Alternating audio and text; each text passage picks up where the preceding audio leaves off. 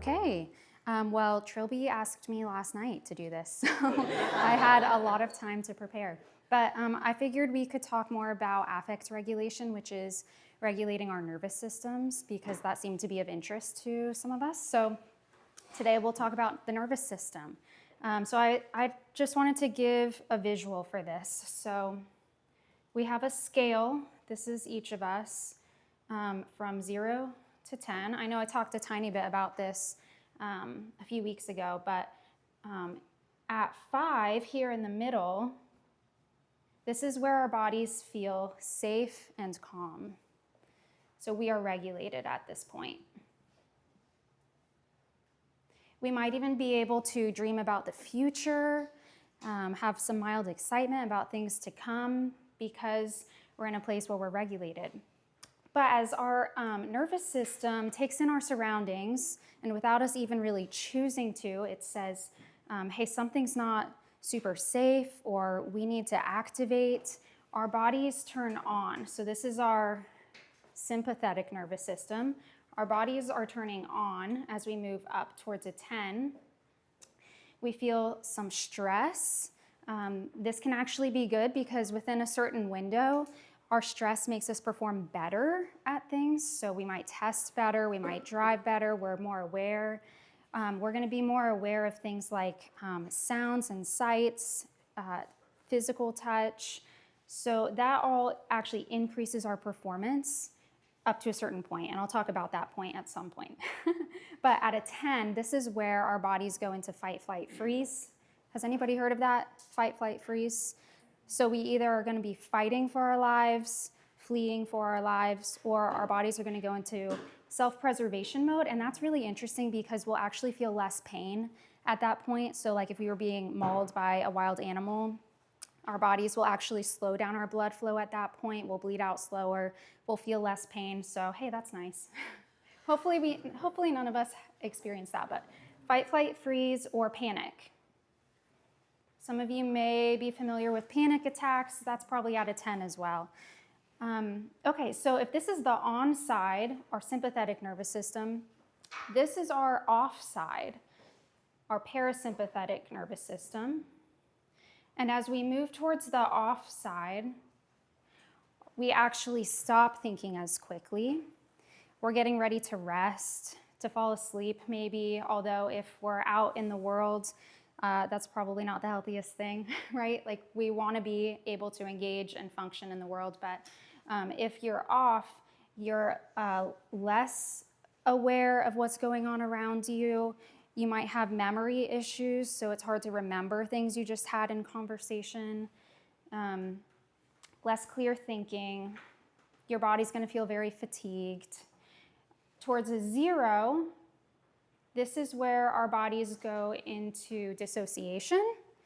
And that's, have you ever had that feeling where you're driving in the car and all of a sudden you're home, right? So, and that's a little power nap for your brain. That's not necessarily a bad thing. Just like fight, flight, freeze is very protective. It's a good thing under a lot of circumstances. So is dissociation. But also at a 0, you might experience symptoms like derealization, which is where the world doesn't feel real, or depersonalization. Am I real? Am I in somebody else's reality? These aren't dangerous symptoms. They're just uncomfortable. So that's dissociation, derealization, depersonalization, okay? Now, a lot of us, I'm assuming, actually live probably somewhere over here most of the time because we're business owners. We're good at getting things done. We probably grew up and we were pretty good at being academically focused. We're driven. So I'm guessing most of us live somewhere up here, and I'd be curious, just ask yourself, what point is my normal every day? Maybe it's a 7. Maybe it's higher. Maybe some of us are actually functioning like way up here at an 8 or a 9. So here's what I want you to know is that you should fluctuate day to day. That would be normal. You should fluctuate.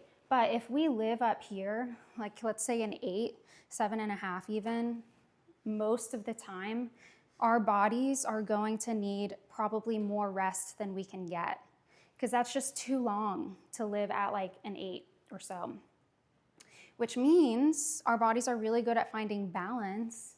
It's going to force us to swing to this off position at some point. And it might be like it might take years before that happens, but at some point, you're probably going to experience a swing, have some of those depressive symptoms, and that's not actually a bad thing, because what is the depression trying to do for us, right?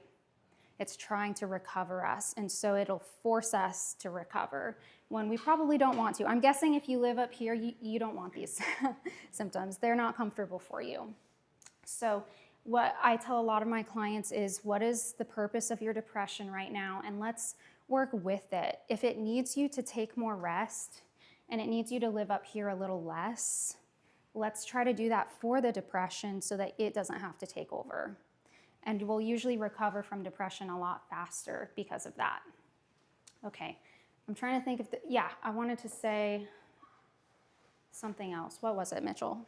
Can't remember? No. My husband's here today. Yeah, it's the stress. What about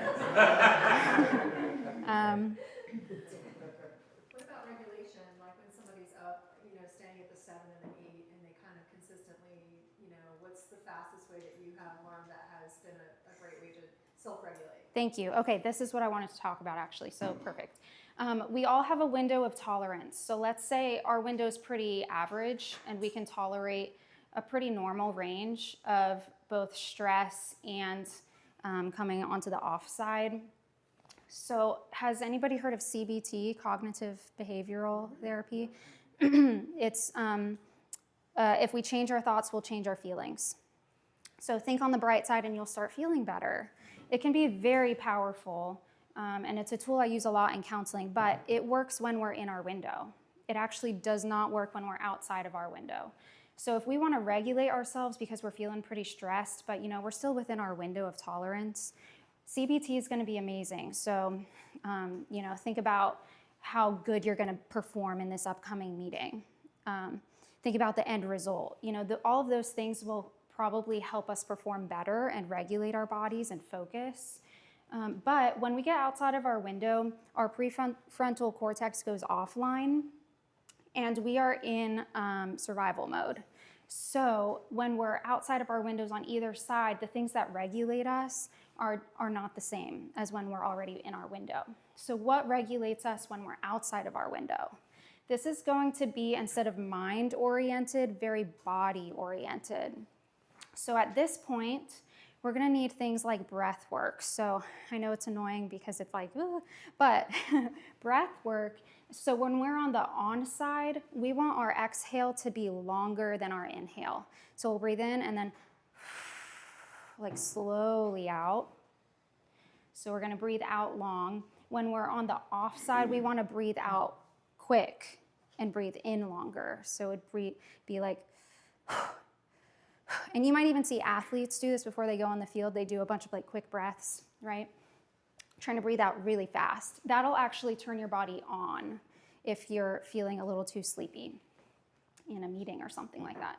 Okay, another thing that helps that's very body oriented, let's say you're like in a panic attack, you want to focus on your 5 senses. So we're going to focus on what we can see, like choose one thing in the room around you can see right now. What can you touch? So close your eyes and just focus on the feeling of the cold air. What can you hear? Notice a sound, notice a smell, notice a taste, maybe take a sip of your water. Okay, so those are the 5 senses. And if you're in a panic attack, you probably want to focus on just one of them, one that's very effective for you. So I would tune out everything except sounds, because that works best for me. But for you, it might be different. And then another thing is you want to cool your body off on this side. So ideally like an ice bath or a cold shower, but who wants to do that, right? Like that's terrible. But if you go to the hospital with a panic attack thinking you're having a heart attack, they're gonna put ice packs all over you immediately because they want to cool your body off. So you can do this yourself by like sipping on some cold water throughout the day if you're feeling anxious. Run your wrists under the cold tap, whatever helps cool your body off. And then on this side, of course, we want to warm our bodies up. So I hope that's helpful. There's something else to know. A lot of people find that physical pain is regulating. So, and at the extreme, we'll be talking about like self-harm. That's actually true, and it's regulating on both sides. So whether you're having a panic attack, you might self-harm in order to feel calmer. Yes, because it releases endorphins. Same is true of this side. People want to feel something, and so they'll self-harm to actually re-regulate and come back up. Both true. And so we can actually use physical pain ourselves in a healthier way that doesn't cause harm to our bodies. One of the ways I recommend is like doing as many push-ups as you can, because that's painful. And get to the point where it hurts, your body's going to release endorphins, and then you will feel calmer. You can do the same with like a sprint. Just think of jumping jacks. Think of something that would cause some level of physical pain, but it's not going to cause harm to your body. And that can help re-regulate you if you're feeling a lot of panic. Is that 10 minutes? Oh my gosh, what? I told you it was so fast. No! Okay.